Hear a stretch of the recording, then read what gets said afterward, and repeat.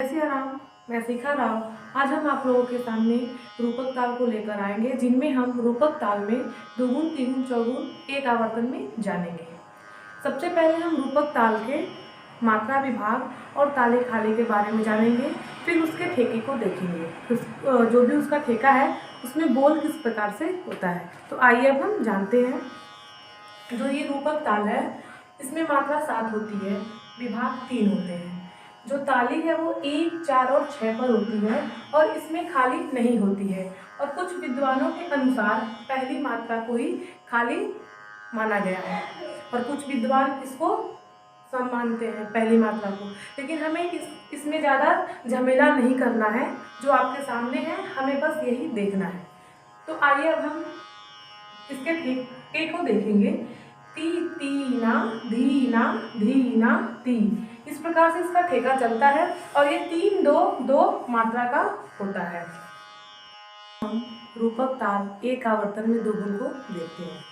हम जो भी एक आवर्तन में दोगुन बनाएंगे रूपक ताल का, वो इस प्रकार से बनाएंगे। आपको ये पता है कि इसमें 7 मात्रा होती है, तो हम यहाँ 7 लिखेंगे।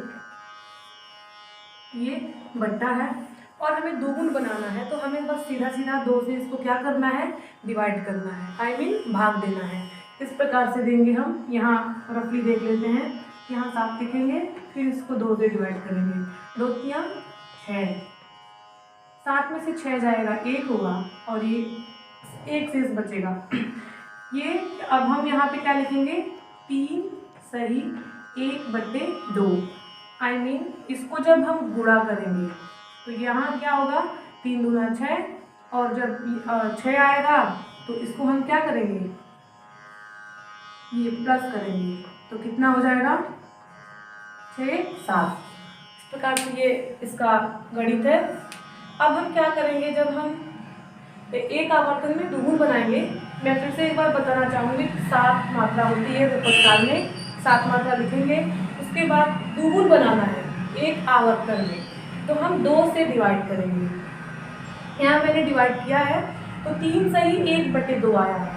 अब जब हम इसको गुणा करेंगे, यहाँ मैं गुणे का चिन्ह लगाती हूँ। जब इसको मैं गुणा करूँगी, आई मीन मल्टीप्लाई करूँगी, तो ये 3 दूना 6 होगा और 6 में ये जो 1 है इसको हमें क्या करना है, प्लस कर देना है। तो क्या आ गया, 7। इसका मतलब ये 7/2 हमारा जो कैलकुलेशन है वो सही है।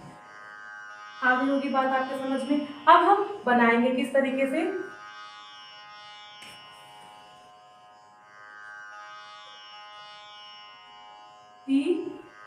हम इस प्रकार से बनाते चले जाएंगे। ती ना, धी ना, धी ना। अब हम इसको क्या करेंगे, पीछे की साइड से मात्राओं को क्या करेंगे, बांधेंगे। इस प्रकार से हम मात्रा लेंगे और बांधते चले जाएंगे, 2-2 मात्रा। हमें बस एक ही आवर्तन करना है। यहाँ पे आप देख रहे हैं, हमें आड़ को लेके नहीं चलना है, ये भी ध्यान में देंगे। वो दूसरा हो गया और ये दूसरा है। अब यहाँ देख रहे हैं कि एक मात्रा यहाँ कम है, तो यहाँ हम क्या करेंगे, एक मात्रा यहाँ लगाएंगे अवग्रह, उसके बाद इसको करेंगे 1, 2, 3, 4, ये 4 हो गया। अब देखेंगे कि 7 मात्रा हमें चाहिए, तो 4 मात्रा मिल रही है, तो हमें 3 मात्रा जो है ये गोल, इसको हम लिख लेंगे, ती, ती, ना। अब हम इसमें क्या करेंगे, विभाग लगाएंगे। 3, 2, 2 का विभाग है, तो 1, 2, 3, इस प्रकार से मैंने विभाग लगाया, 1, 2, 1, 2 और ये हमारा सम रहा। अब हम इसमें ताले खाली लगाएंगे। खाली तो होता नहीं है, पहली मात्रा पे क्या है, सम है, तो इसको हम गोले से लिखेंगे। फिर चौथी मात्रा पर दूसरी ताली है और छठी मात्रा पर तीसरी ताली है। इस प्रकार से 7 और ये 1। अब हम ये देख रहे हैं कि रूपक ताल एक आवर्तन में दोगुन बनकर क्या हुआ है, तैयार हो। हम रूपक ताल एक आवर्तन में तिगुन को देखते हैं। यहाँ मात्रा 7 होती है, 7 लिखेंगे और हमें तिगुन बनाना है एक आवर्तन में रूपक ताल का, तो अब हम यहाँ 3 लिखेंगे। अब हम इसको डिवाइड करेंगे, तो 2 सही 1/3 आएगा। 2 तियां 6 और 1 7। अब हम इसको बनाएंगे। ती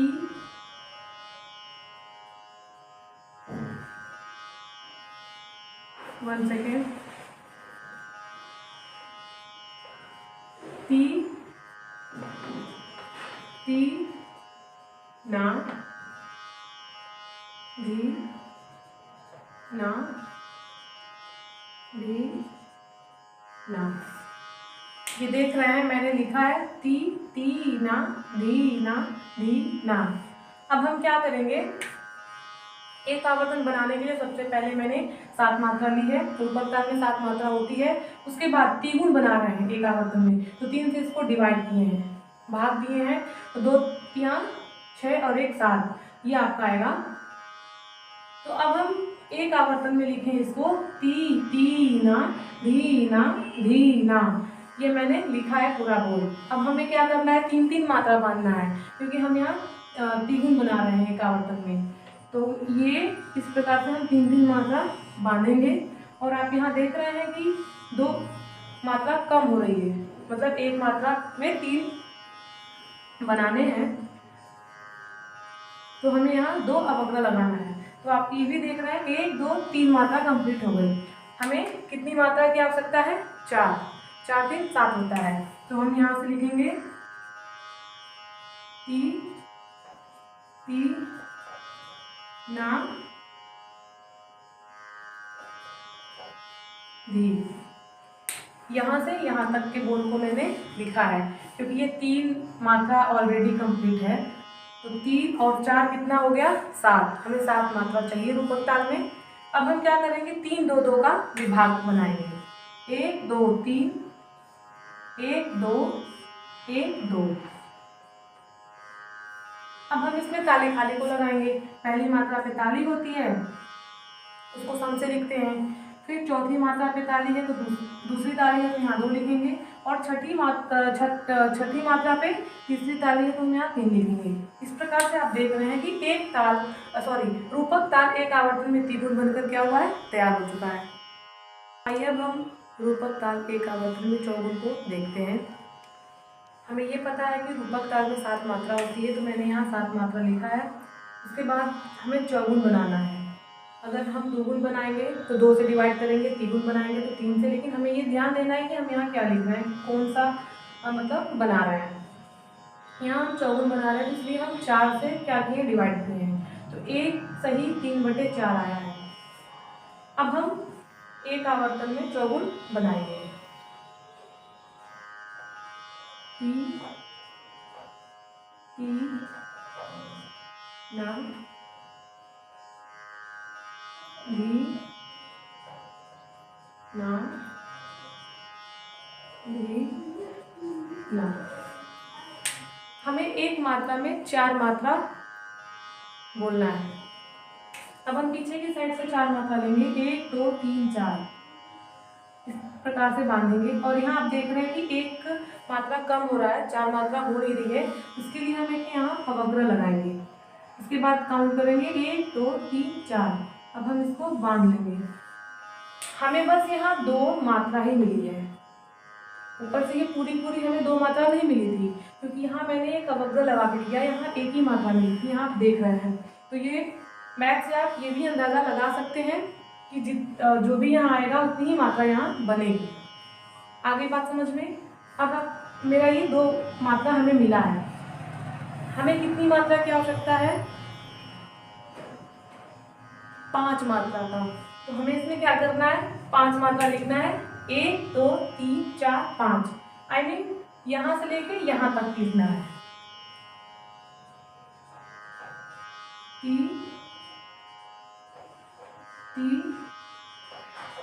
ना धी ना। यहाँ आप देख रहे हैं 1 2 3 4 5 मात्रा मैंने लिया है, और 2 मात्रा ऑलरेडी ये हमें यहाँ से मिला था। तो 5 6 7, हमें 7 मात्रा मिल गई है। अब हमें क्या करना है, 3 2 2 का विभाग लगाना है। 1 2 3 1 2 1 2, और हम यहाँ सम के लिए लिखेंगे। अब हम इसमें क्या लगाएंगे, ताली खाली लगाएंगे। खाली तो होता नहीं है, तो पहली मात्रा पे ताली है, इसको हम गुणे से लिखेंगे। फिर चौथी मात्रा पे क्या है, दूसरी ताली है, और छठी मात्रा पे तीसरी ताली है। इस प्रकार से यह हमारा रूपक ताल एक आवर्तन में चौगुन बनकर क्या हुआ, तैयार हो चुका है। अब हम कुछ ऐसे तालों को लेकर आपके सामने जल्द ही उपस्थित होंगे। तब तक के लिए जय सिया राम।